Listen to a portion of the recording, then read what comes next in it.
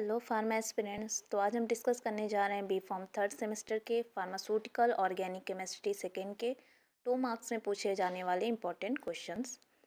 तो ये मेरा पार्ट सेकेंड है। पार्ट फर्स्ट पहले ही कवर कर लिया है, जिसमें टोटल 7 क्वेश्चन को मैंने डिस्कस किया था। तो सेकेंड पार्ट को स्टार्ट करते हैं। तो 7 क्वेश्चन जो कि पहले डिस्कस हो चुका था, अब ये 8वां क्वेश्चन आज स्टार्ट करने जा रहे हैं। तो देखिए क्या है question. Mention ortho Meta and para directing group with example. Means आपको ऐसे कौन कौन से ग्रुप हैं जो कि ऑर्थो मेटा और para direct means para position पर किसी भी इलेक्ट्रोफाइल को मीन्स जैसे कि अट्रैक्ट करते हैं या फिर वहाँ पे भेजते हैं जा कर के वो अटैच हो। तो देखिए ऑर्थो पैरा डायरेक्टर में आपको एग्जाम्पल में देखने को मिलेगा हाइड्रोक्सिल ग्रुप और अमीन ग्रुप।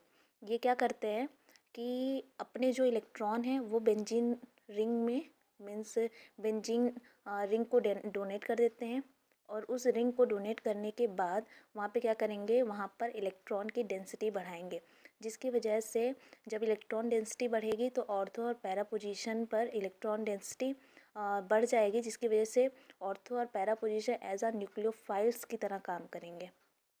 तो आपको पता होगा कि जिसके पास में ज़्यादा इलेक्ट्रॉन होता है वो न्यूक्लियोफाइल्स की तरह काम करते हैं, और न्यूक्लियोफाइल हमेशा इलेक्ट्रोफाइल से जाकर के अटैच होते हैं। तो यहाँ पर जो इलेक्ट्रोफाइल होगा, अगर वो बेंजीन रिंग में अगर आकर के अटैच होगा तो वो ऑर्थो या फिर पैरा पोजीशन पर ही अटैच होगा। किस रीज़न से? सिर्फ और सिर्फ हाइड्रोक्सिल और ये जो अमीन और इसके अलावा जो ग्रुप हैं जो कि इलेक्ट्रॉन डोनेटिंग ग्रुप हैं, मीन्स अपने इलेक्ट्रॉन को रिंग के अंदर डोनेट करते हैं। तो जिसकी वजह से क्या होगा, इलेक्ट्रॉन की डेंसिटी बढ़ेगी, और इलेक्ट्रॉन डेंसिटी किस पोजीशन पे बढ़ेगी, ऑर्थो और पैरा पोजीशन पे, जिसकी वजह से कोई भी इलेक्ट्रोफाइल अगर आकर के अटैच होंगे तो वो ऑर्थो और पैरा पोजीशन पर ही आके अटैच होंगे। ठीक, मेटा पोजीशन पर वो अटैच नहीं होंगे। और देखिए यहाँ पे मेटा डायरेक्टिंग ग्रुप में कौन से हैं, यहाँ पे आपको नाइट्रो ग्रुप मिल जाएगा, साइनाइड मिल जाएगा, कार्बोक्सिलिक ग्रुप है, एल्डिहाइड ग्रुप है। ये सारे ग्रुप क्या करते हैं, जो मेटा पोजीशन है वहाँ पर इलेक्ट्रॉन की डेंसिटी को बढ़ाते हैं, जिसकी वजह से जो कोई इलेक्ट्रोफाइल्स होगा वो जा कर के मेटा पोजीशन पर जा कर के अटैच होगा। ठीक, आई होप आपको समझ में आया होगा ये थोड़ा सा डिफरेंस।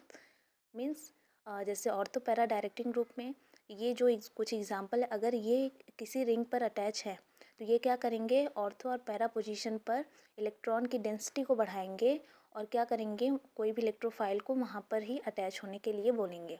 लेकिन मेटा डायरेक्टिंग ग्रुप में अगर ये सारे ग्रुप अटैच हैं किसी रिंग से तो ये क्या करेंगे, मेटा पोजीशन पर क्या करेंगे, इलेक्ट्रॉन की डेंसिटी बढ़ाएंगे, और कहेंगे कि कोई जो इलेक्ट्रोफाइल है वो जा कर के बस वहीं पे अटैच हो, उसके अलावा कहीं और नहीं अटैच होंगे। ठीक, चलिए नेक्स्ट क्वेश्चन देख लेते क्या है।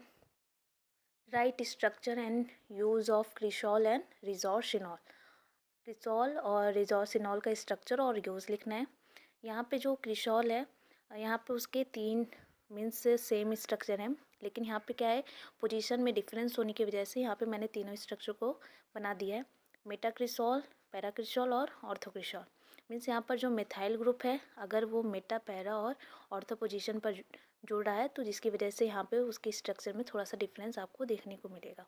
ठीक, मीन्स आपके पास में एक फिनॉल होगा और फिनॉल के साथ में एक मिथाइल ग्रुप अटैच होगा, तो वो आपका कहलाता है क्या, क्रिसॉल।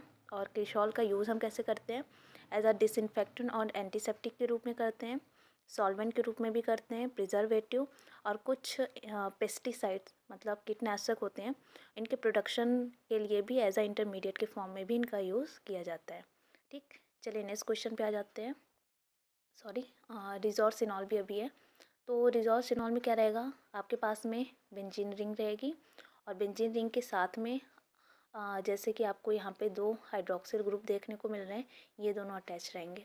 ठीक, और इसके यूजेस क्या हैं, इसके यूज़ है सेम टू सेम था जैसे उसका यूज़ था क्रिसॉल का, एंटीसेप्टिक और डिसइंफेक्टेंट के रूप में, और analytical reagent means as a solvent के रूप में भी यूज़ करते हैं, और कुछ ऐसे डाइज होते हैं उनको बनाने के लिए भी इनका यूज़ किया जाता है, और कुछ जैसे प्रॉब्लम होते हैं एक्ने और डर्मेटाइसिस मीन्स स्किन रिलेटेड जो प्रॉब्लम्स होते हैं उनके ट्रीटमेंट में भी इसका यूज़ किया जाता है। चलिए नेक्स्ट क्वेश्चन पे आ जाते हैं। What is the significance of saponification value. तो देखिए सफोनिफिकेशन वैल्यू का हम यूज़ किस लिए करते हैं। पहली चीज़ तो ये है कि अगर मेरे पास में कोई फ़ैट या ऑयल है तो वो उस फैट और ऑयल में जो हमारा फैटी एसिड है उसका मॉलिक्यूलर वेट कितना हो सकता है, कंपोजिशन क्या है फैटी एसिड्स के, इसको हम यहाँ पे डिटरमाइन करते हैं। साथ ही साथ सपोनिफिकेशन वैल्यू मीन्स मेज़र कैसे किया जाता है, इसमें क्या क्या करते हैं कि हमारे पास में कोई एल्कली या तो पोटेशियम हाइड्रोक्साइड या सोडियम हाइड्रोक्साइड को लेते हैं और देन उसके बाद उसके साथ में टाइट्रेशन करते हैं और ये देखते हैं कि कितना मिलीग्राम हमें यहाँ पे एल्कली की ज़रूरत है जिससे कि वो फ्री फैटी एसिड यहाँ पे सपोनिफाई हो जाए और वो कन्वर्ट हो जाए सोप के फॉर्म में। ठीक है, चलिए नेक्स्ट क्वेश्चन पे आ जाते हैं। Give stability order of cycloalkane. यहाँ पे आपको साइक्लो एल्केन है उनके स्टेबिलिटी ऑर्डर को बताना है। यहाँ पे ऐसा कोई कुछ पूछा नहीं है कि बेयर के थ्रू या फिर सचे मोहर के थ्रू, तो आपको एक सिंपल साइक्लो एल्केन की स्टेबिलिटी को बताना है। तो देखिए सबसे ज़्यादा स्टेबल क्या है, साइक्लोहेक्सेन, फिर साइक्लोपेंटेन, साइक्लोब्यूटेन और साइक्लोप्रोपेन लिस्ट स्टेबल है। ठीक, देखिए बेयर स्ट्रेन में थोड़ा सा यहाँ पे डिफरेंस होता है कि साइक्लोपेंटेन को बोला गया है कि वो ज़्यादा स्टेबल है साइक्लोहेक्सेन के कंपैरिजन में, लेकिन यहाँ पर ऐसा क्वेश्चन में नहीं दिया है कि बेयर के अकॉर्डिंग बताइए स्टेबिलिटी। तो आपको यहाँ पे एक सिंपल जो स्टेबिलिटी ऑर्डर है उसी को लिखना है। साइक्लोएल्किन की जो स्टेबिलिटी ऑर्डर है ये सिंपल मैंने यहाँ पे लिखा हुआ है, आपको सेम चीज़ लिखना है। ठीक, ना कि आपको बेयर के अकॉर्डिंग बताना है ना किसी अदर के अकॉर्डिंग। ठीक, तो देखिए यहाँ पे क्या है, साइक्लोहेक्सेन मोस्ट स्टेबल है और साइक्लोप्रोपेन लीस्ट स्टेबल है। क्यों, रीज़न क्या है, क्योंकि जो साइक्लो एल्केन में मीन्स साइक्लोहेक्सेन है उसका जो चेयर और बोट फॉर्म होता है वो ज़्यादा स्टेबल हो जाता है। स्टेबल क्यों है, क्योंकि जो चेयर और बोट फॉर्म है वहाँ पर जो एंगल स्ट्रेन है वो कम हो जाता है। एंगल ऑफ स्ट्रेन जो होता है, आपको पहले भी मैंने बताया था कि एंगल ऑफ स्ट्रेन की वजह से यहाँ पे स्टेबिलिटी में जो साइक्लोएल्केन की स्टेबिलिटी है वहाँ पे डिफरेंस आता है। लेकिन जो साइक्लोहेक्सेन है उसमें चेयर और बोट फॉर्म का मीन्स बोट फॉर्म में ये लोग कन्वर्ट होते हैं, अपने आप को मीन्स कन्वर्ट करते हैं, जिसकी वजह से इनमें जो स्ट्रेन होता है एंगल ऑफ स्ट्रेन होता है वो कम होता है। लेकिन जो साइक्लोप्रोपेन है उसमें ज़्यादा आपको एंगल ऑफ स्ट्रेन देखने को मिलेगा, इस वजह से ये लीस्ट स्टेबल होता है। ठीक, तो साइक्लोहेक्सेन की स्टेबिलिटी यहाँ पे जो दो कन्फर्मेशन बनते हैं चेयर और बोट फॉर्म, इस रीज़न से इसकी स्टेबिलिटी बढ़ जाती है। लेकिन साइक्लोप्रोपेन में ऐसा कुछ भी नहीं है, वहाँ पर स्ट्रेन ज़्यादा रहता है इसलिए ये लीस्ट स्टेबल होता है। ठीक, चलिए नेक्स्ट क्वेश्चन पे आ जाते हैं। What are the uses of triphenylmethane. Triphenylmethane के क्या यूज़ है। तो अगर कभी भी आपसे ऐसा क्वेश्चन पूछता है तो आपको स्ट्रक्चर ज़रूर बनाना है।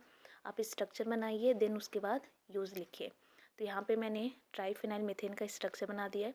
ट्राइफिनाइल मतलब यहाँ पे 3 आपको बेंजीन रिंग बनाने हैं, देन वहाँ पे आपको जो कि मीथेन से अटैच रहेगा। ठीक, तो इस तरीके से आप स्ट्रक्चर बनाइएगा।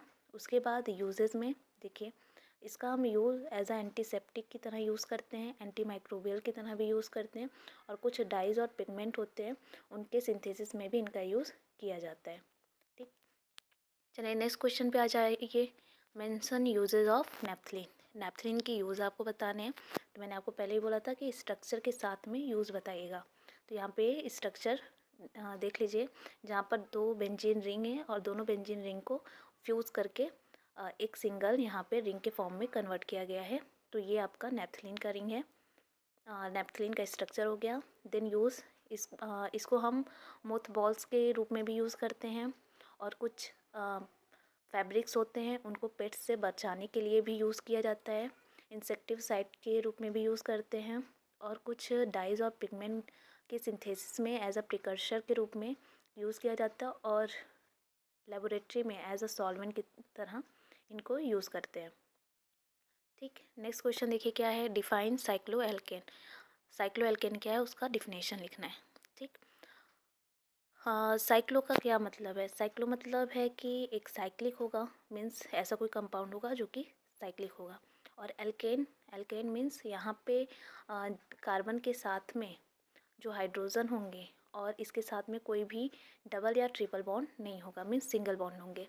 ठीक, तो देखिए डिफिनेशन से क्या है, cycloalkane are saturated hydrocarbon means, hydrocarbon means carbon और हाइड्रोजन, और सैचुरेटेड मीन्स यहाँ पे कार्बन और हाइड्रोजन होंगे लेकिन यहाँ पे सिर्फ और सिर्फ सिंगल बॉन्ड होगा। ठीक है, सैचुरेटेड मीन्स सिंगल बॉन्ड और अनसैचुरेटेड मीन्स डबल और ट्रिपल बॉन्ड। तो cycloalkane are saturated hydrocarbon containing only carbon carbon single bond and carbon hydrogen bond. ठीक, यहाँ पे कार्बन और हाइड्रोजन के बीच में सिंगल बॉन्ड होगा और कार्बन कार्बन के बीच में सिंगल बॉन्ड होगा। ठीक, और ये मिल करके एक रिंग स्ट्रक्चर को फॉर्म करेंगे और इनका एक जनरल फार्मूला है CnH2n। यहाँ पे कुछ एग्जाम्पल है। ठीक, अगर कभी भी ऐसे कुछ डिफिनेशन पूछते हैं तो आपको वहाँ पे एक दो एग्जाम्पल लिखना कंपलसरी है। ठीक, ये आपके नंबर को बूस्टअप करते हैं। आई होप आपको समझ में आया होगा। आज के लिए इतना ही, नेक्स्ट लेक्चर में आगे का डिस्कस करेंगे। Okay, thank you so much.